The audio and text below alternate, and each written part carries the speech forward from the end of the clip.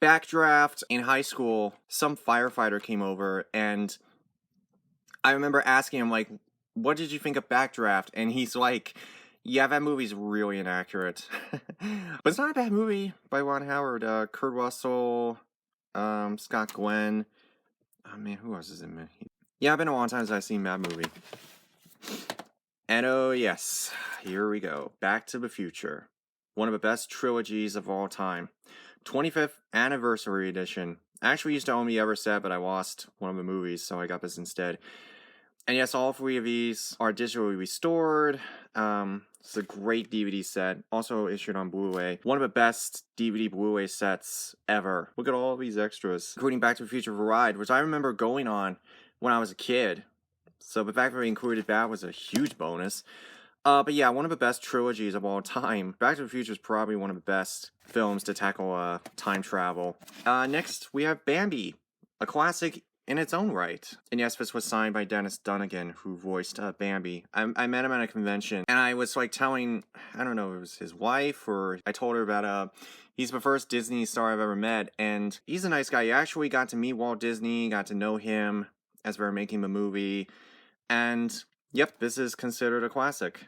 And man, I haven't seen this in a long time, but yeah, this is a classic. Bad Santa, I talked about this in my Christmas video and the honorable mention. I mean, this movie's just hilarious.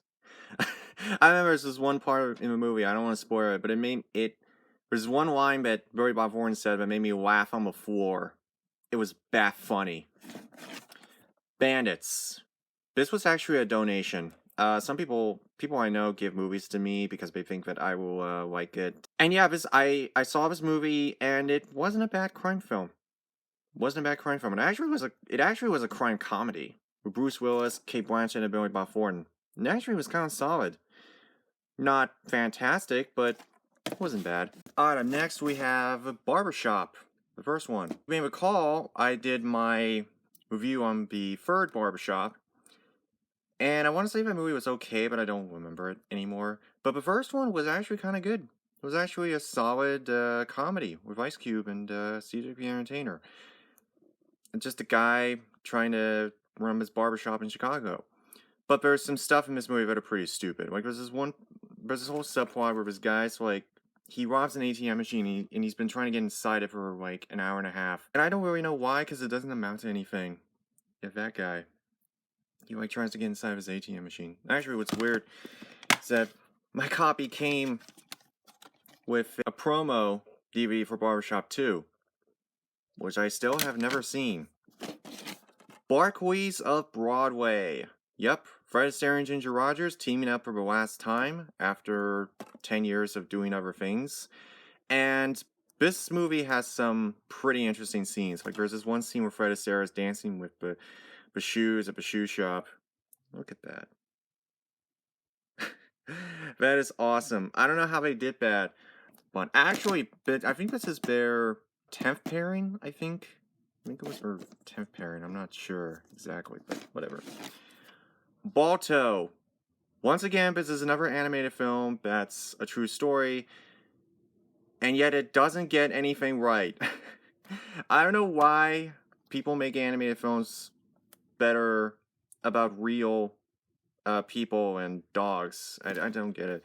And this is, although there are a couple things that this movie did get right, like there's this town in Alaska that actually did suffer an epidemic. Diphtheria, I believe diphtheria. And there was actually a dog who tried to bring the medicine over to the people so that they can recover. But other than that, yeah, this movie just, I don't know. It's a good movie, though. I'm not going to say it's bad, but it was a good movie. Actually, I don't know why this hasn't been issued on Blu-ray yet. I don't know. Whatever. Bad Moms. This is the last movie I bought before the whole world shut down, basically. That has since changed. I've gotten a lot of stuff since then. And yeah, this movie's great. I don't know why. This is a really funny movie. Just these moms who've had enough and they just wanted to make their own rules. It's really funny. Babes in Toyland. Ooh, this is the Disney movie with Annette Funicello and the Scarecrow, Ray Bolger. right? Yeah, way older. This movie, I've heard things about this movie, and yet it's absolute bonkers. It's funny, I actually used to own a copy of the Keanu Reeves and Pat Morita one. I don't know where it is. I have absolutely no idea where it is. The Bandwagon. This is a fantastic MGM musical. I'm a big fan of the MGM musicals. You see a lot of those in this collection, but I grew up on those. And this is another good one with Fred Astaire and the elegant Sid Charisse. Basically, it's all about these people trying to put on a show and all the trials and errors that go with trying to put on a theatrical production. And this is a fantastic, well-made film. Alright, now we have an underrated one. And it sucks no one's talking about this. Barry Lyndon.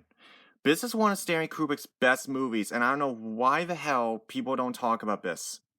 Because there's always, they always talk about 2001: A Space Odyssey, A Clockwork Orange, The Shining, Paths of Glory, Doctor Strangelove, Eyes Wide Shut, Full Metal Jacket, but they don't talk about Barry Lyndon, which is criminal. This is beautiful. Absolute, but cinematography is gorgeous, like straight out of a Victorian era painting. Cinematography is beautiful. Like, definitely a movie that deserves to be seen on a big screen. It's got fantastic music and great direction by my favorite director, Stanley Kubrick. And the story is actually pretty good too. It's basically about a social climber who falls victim to his excesses. He's very despicable, but, you understand the time period and what he has to go through. Please check this movie out. It is amazing. And I actually did hear that it got released on Criterion recently, and I'm so happy it did, so I'm going to pick that up at some point. Alright, next we have my Batman collection. So we have Batman the movie. This is the Adam West film. It was a continuation of a show, which I've seen bits of the show after I saw this movie, and I really don't think... I mean, people need to just understand that. I mean, yeah, you have your Tim Burtons and your Christopher Nolan and everything. You have your Robert Pattinson and Batman v Superman and stuff. But without this, you would not have had this. Okay, you would not have had any of that. And so I hear people say like, "Oh, the original Adam West show's campy and goofy and this." Yes and no. I understand where people are coming from, but you need to have a lighthearted Batman. You do. You need to have a lighthearted Batman. You need to have a... Because you wouldn't have had Michael Keaton or Kevin Conroy or Christian Bale without this. Sorry about the glare. You would not have had all of those great actors playing the Caped Crusader without Adam West. I'm sorry. And if you want to go back even further, there was Lewis Wilson film serials. But anyway, this is a fun movie. Basically taking everybody from the show. Catwoman, Riddler, Joker, Penguin, and although Catwoman is played by a different actress. And let's go back to Tim Burton Batman. Yeah, this is a 4-film collection, so this has all the Batmans. 1989 Batman and Batman Returns are pretty good. I don't like Tim Burton's movies, but I'll explain why in a minute. I did like his Batman movies. The first Batman I thought was a solid superhero film. I think that really cemented Batman for a new age and pretty much paved the way for Batman that would follow, although there was the Dark Knight comics that came before. Jack Nicholson's decent as the Joker, but I prefer Heath Ledger. We'll get to that later. Batman Returns, which added Catwoman and the Penguin. Batman Forever, which now we're in the Schumacher era, this time added the Riddler and Two-Face. A little campy, but I still kind of like it. And the craptastic Batman and Robin, which I think you all know. Although, yeah, the movie's really bad. I mean, Mr. Freeze, come on. But I will say this, though. Joel Schumacher has since apologized for it. Even though I'm not the biggest fan of his movies, I do hold some respect for him. Because he wanted to make a good product, and it didn't turn out great. It turned out to be really despised. But at least he acknowledged it, owned it, and apologized. And now we have the Christopher Nolan trilogy. You know what's funny? I was watching this. I had a sleepover with a friend of mine Shri, as you know. I was at Shri's house. We were having a sleepover, and I brought this movie. And guess what happened? It was like 3:30 in the morning, and I fell asleep. I am not kidding, and I seriously, I regret doing that because I do want to give this movie a chance.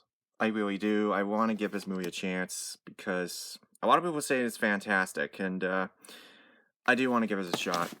Although Dark Knight, I think, is one of my favorite films. Probably my favorite Batman movie of all time.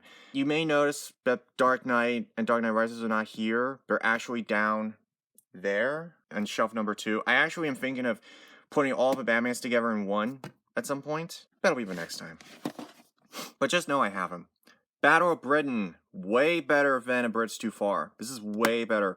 Even though it's not directly based on a historical event in World War II, it's still a fantastic, accurate, like the planes are accurate, the way they maneuvered is accurate, and a great cast too. You have Michael Caine, Trevor Howard, Laurence Olivier, Christopher Plummer, Patrick Winmark.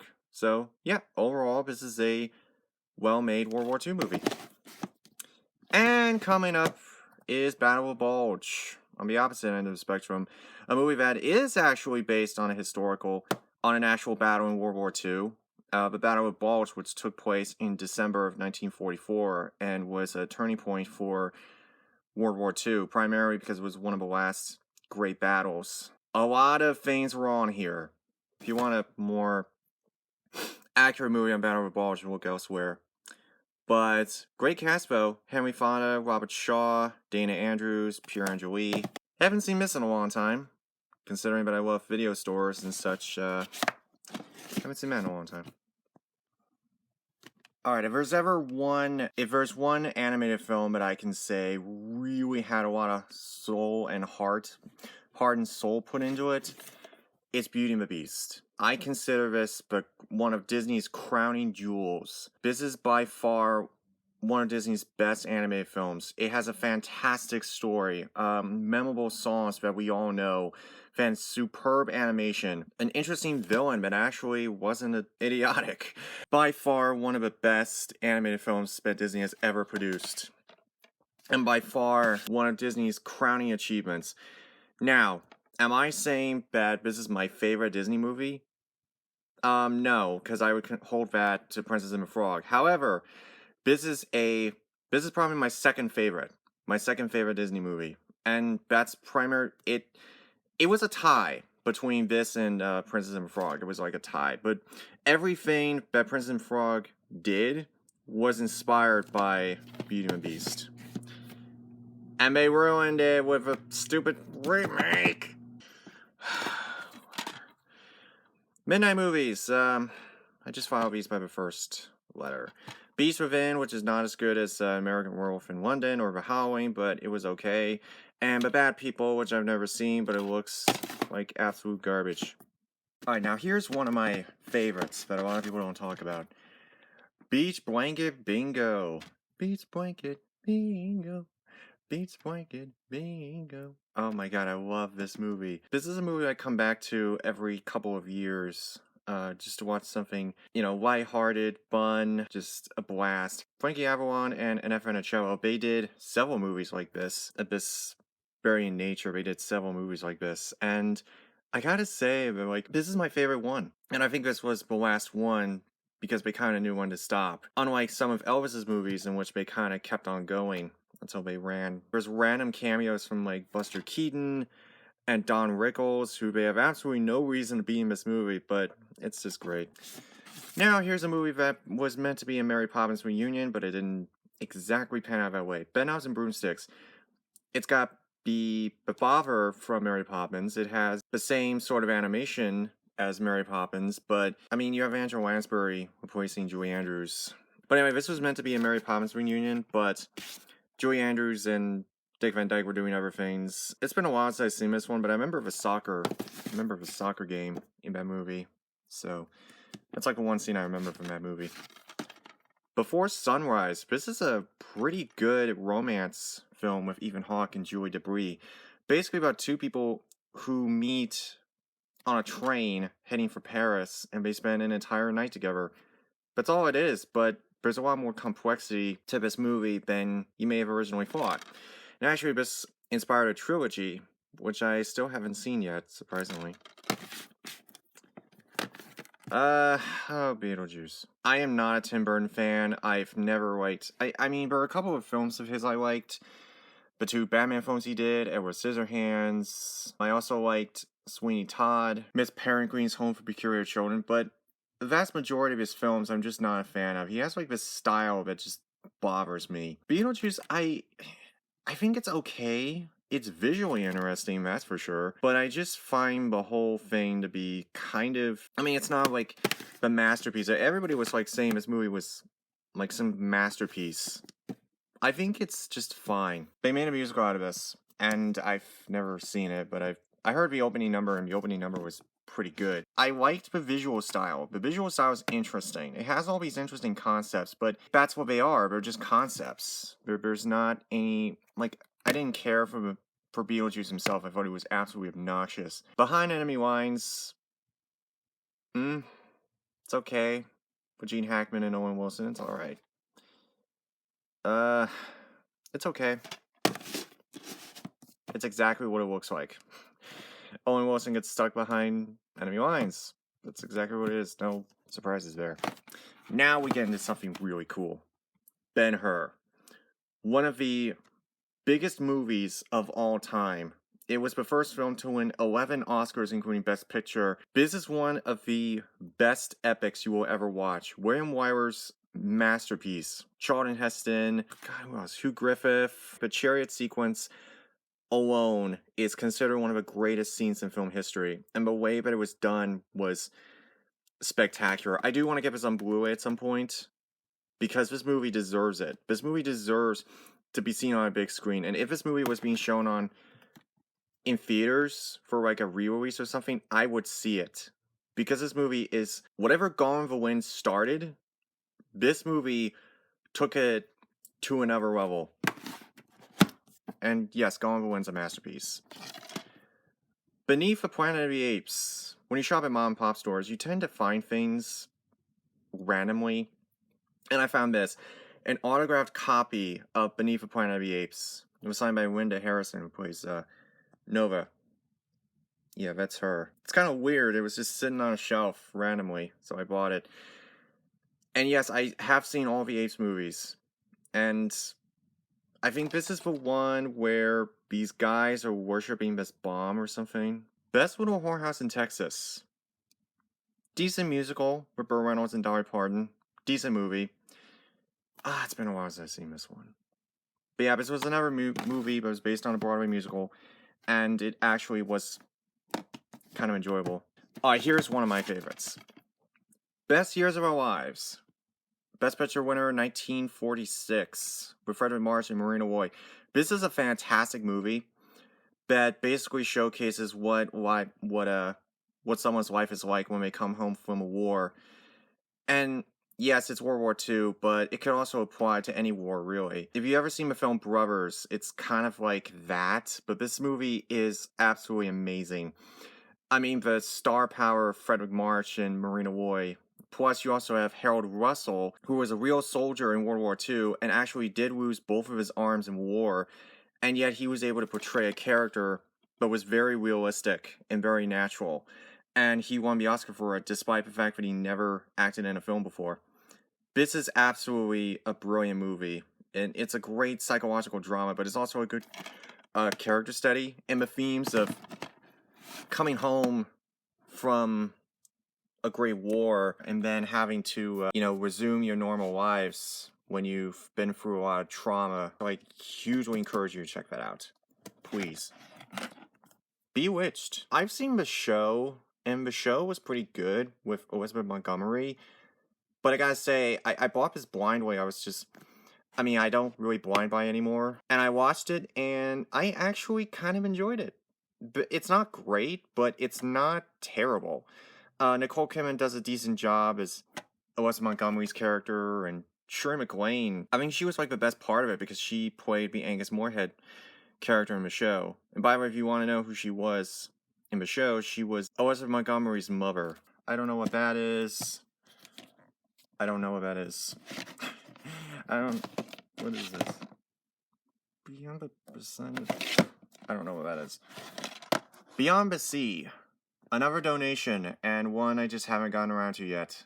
It's Kevin Spacey as Bobby Darin, who created the song Somewhere Beyond the Sea. Big. This is the movie that made Tom Hanks a star. This is the movie that made Tom Hanks be Tom Hanks. This is easily one of his best movies.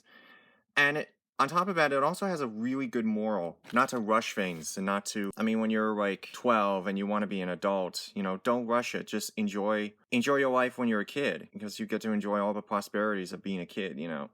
Big Fish. Another donation, and I watched this. And it's another Tim Burton movie I don't like. And not just bad, but I don't like the movie in general. When the characters in the movie say they don't understand why everything's happening, that to me is a problem, because, like, why are we going through all this if we have no idea what's going on? Even if the characters don't really understand what's happening, at the very least, they should be aware of this crap. Oh my god. I like Ian McGregor, Danny DeVito's in here, Steve Buscemi as well, Albert Finney as well. Yeah, I'm not a fan of that movie. I'm just not. Big Hero 6. This is a Disney movie that I think gets a lot more attention than necessary. I think it's fine. It's okay, but I don't think it's that awesome, and I think there were better movies that came out that year anyway. It's okay. Alright, next up we have Big Jake. Probably the slowest Western I have ever seen.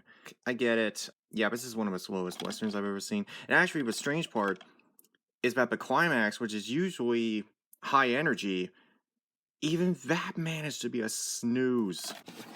The Big Lebowski. I've never seen this. I mean, I actually know somebody who's a big fan of this movie, and I always ask why. And I'm like, it's the Coen Brothers. It has this cult fan base. I don't know. I just haven't gotten around to this one yet. I know I heard really good things about it. Jeff Bridges, John Goodman, Steve Buscemi.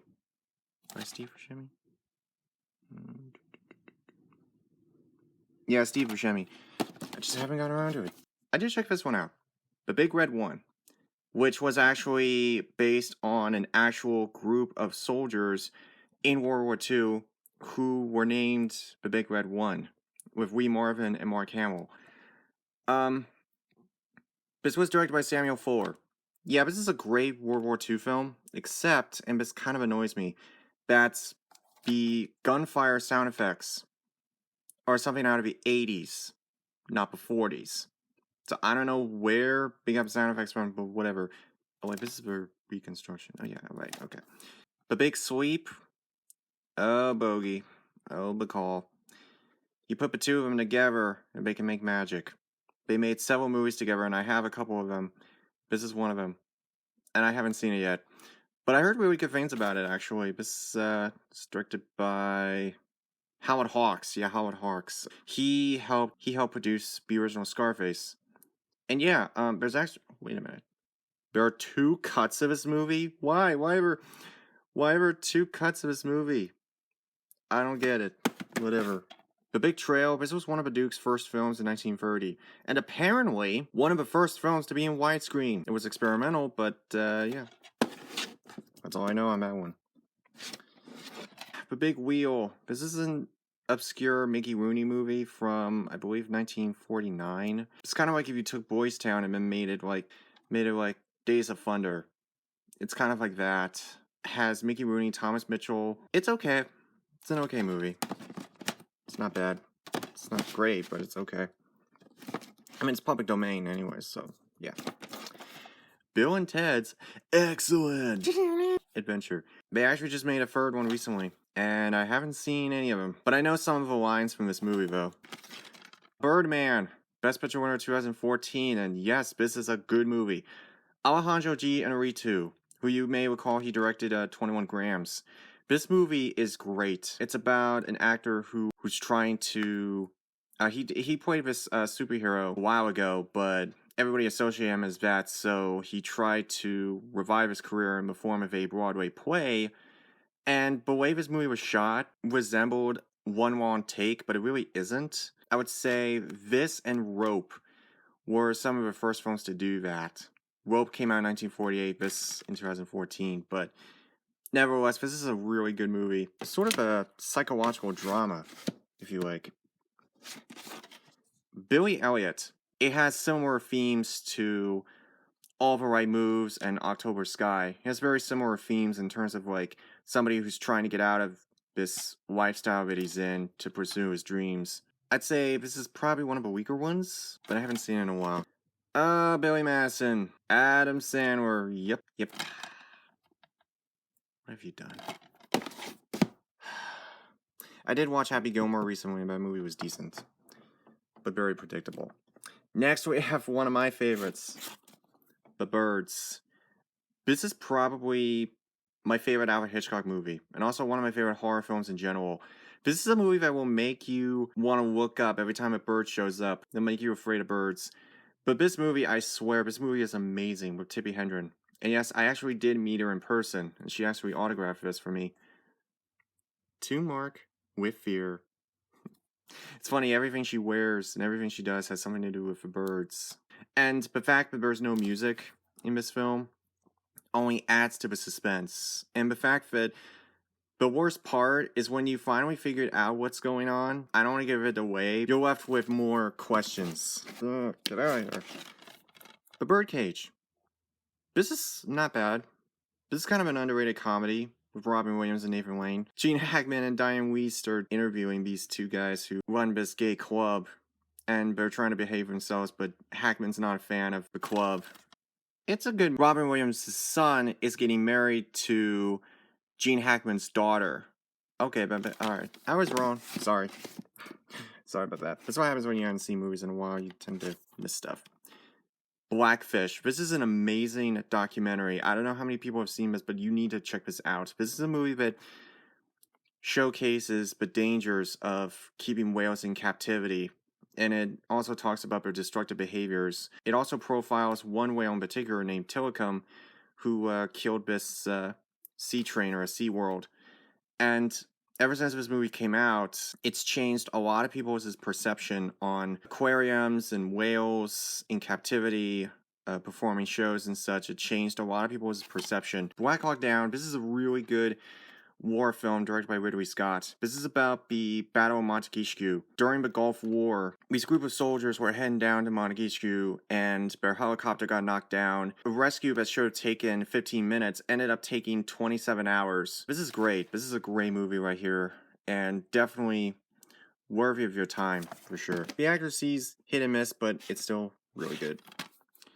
The Black Stallion. This is a family movie that I don't know how many people have actually seen this movie, but basically it's about a boy who boarding this horse survived this shipwreck, and he's trying to tame him with the help of Mickey Rooney. I mean, the horse is like traumatized, he's afraid, and the boy's trying to show him compassion.